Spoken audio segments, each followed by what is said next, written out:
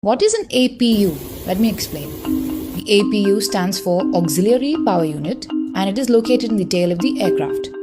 Its purpose is to power the aircraft systems on the ground when the engines are off or in air when the engines fail.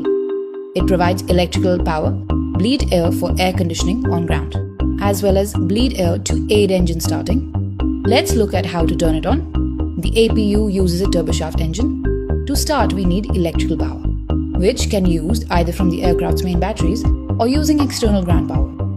Once we have power available, we will do a quick APU fire test since it has its own fire protection system. Then we will press the APU master switch, which will open the air inlet flap. Then we will press the APU start switch to start the APU. This can be monitored on the eCam page. Here we can see that the flap is open and we can monitor the rotational speed as the APU spools up. You can see that currently there is no electrical power or bleed air available. When we start the APU, it has two start options, an electric start or a pneumatic start.